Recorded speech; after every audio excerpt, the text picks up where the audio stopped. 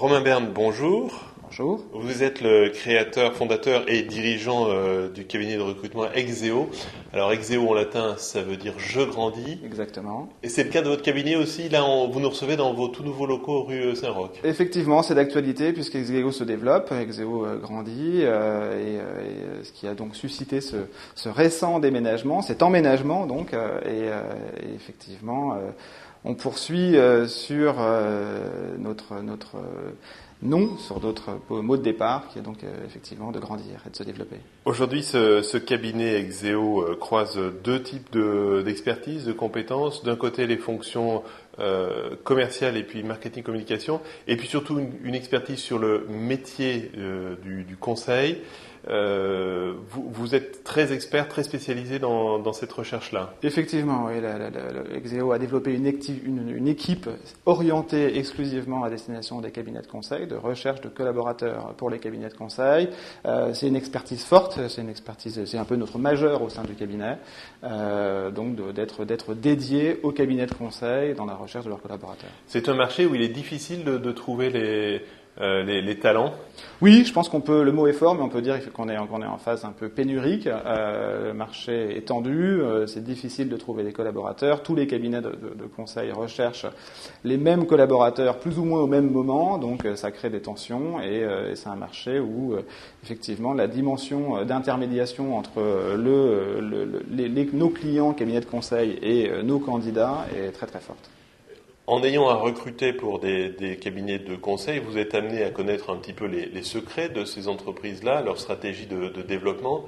Est-ce que ça ne pose pas de problème de confidentialité de travailler pour plusieurs d'entre eux et de travailler pour toute la concurrence? Je ne crois pas. Enfin, finalement, les informations qui nous sont communiquées sont des informations qui sont assez publiques, qui sont que tous les acteurs sont plutôt dans une dynamique forte de développement, ont des besoins de ressources, et ce que l'on constate à notre niveau, c'est que les besoins en termes de recrutement suivent les attentes du marché.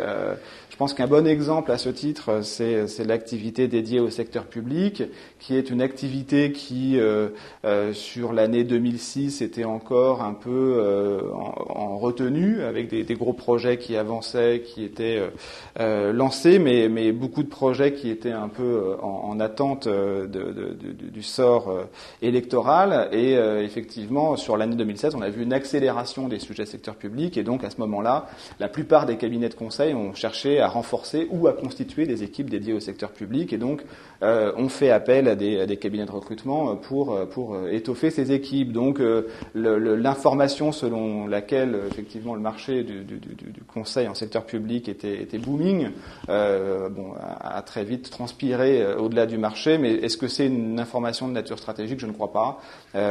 Du moins à ce jour, à cette heure, ça n'a pas posé de conflit d'intérêt. Mais si tous vos clients au même moment cherchent le même profil, la même perle rare, comment vous arbitrez les priorités?